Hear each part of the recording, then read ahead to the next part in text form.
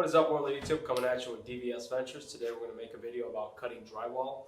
Show you some tips and tricks, stuff we use on a daily basis. So check it out.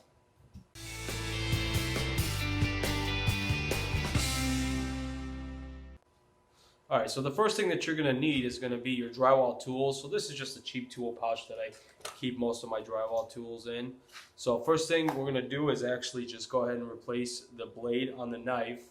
And you're going to do this quite often throughout the process.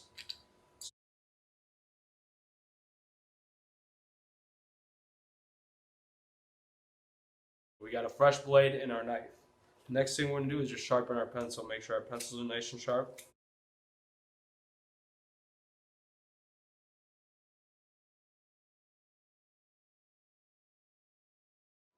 Next thing you're going to notice is that I have a couple of 2x4s on the bottom and I have the drywall a little bit up in the air. You can use 2 to 3 2x4s. So this is going to help you in a few different situations. Alright, so first thing you're going to go do is get your measurements made for your drywall, and then make them a little bit shorter, probably an 1/8 inch on each side, shorter than what the actual measurement is. And then you're going to write them down to bring them into your work area. So I just usually write them on the walls that I'm working on, take pictures of them. So that's one way of doing it. Another way of doing it is just taking a scrap piece and writing everything down, which is a lot of the older contractors do that. So don't try to remember 6 measurements at once. It'll screw you every time.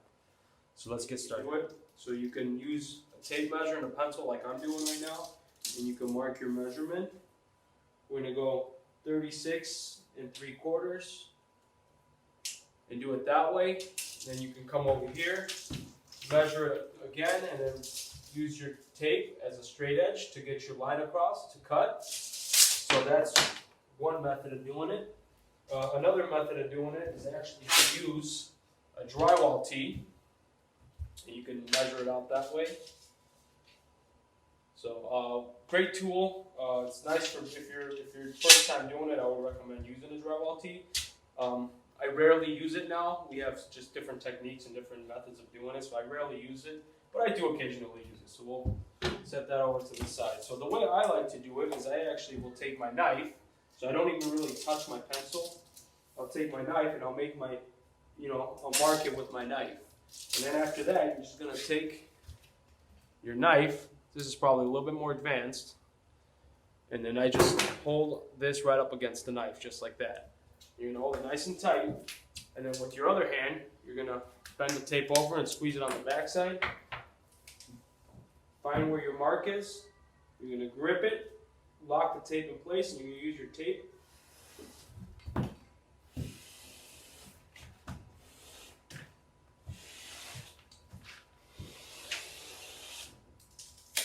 And there you go. So I just scored the whole thing all the way across. It's nice and straight.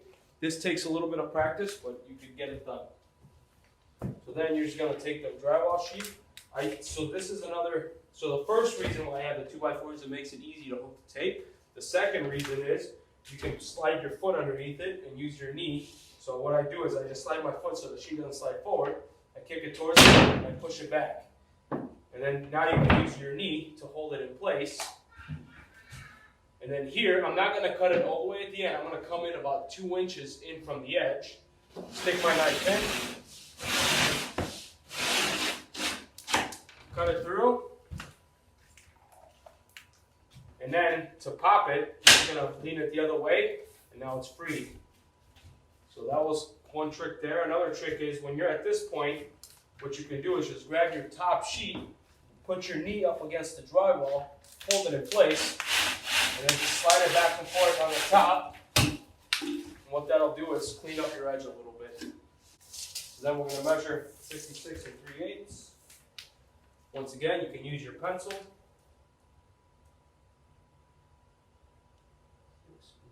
3/8. You can 56 3.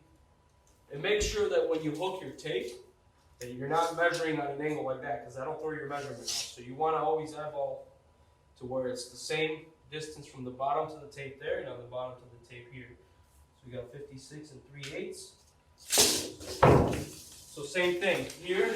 You can do it where you draw your line with your tape measure.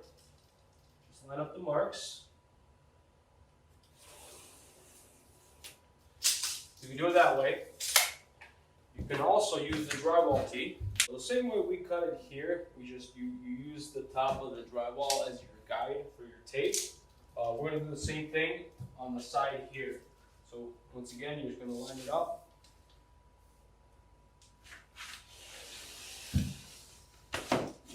See, so this is another thing about having these 2x4s here, is your knife will actually clear. It would honestly be easier if there was one more 2x4, but I only had 4 scraps.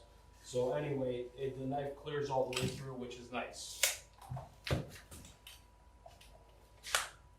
And usually you can make these a little shorter so you're not tripping over them like I am, but it is what it is. Same thing here, I'm just going to swing it out, let it rest, come from the bottom,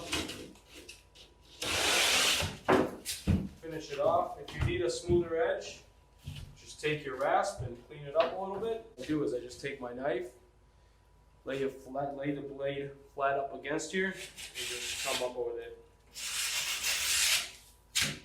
And what that does just gives you a nice smooth edge. So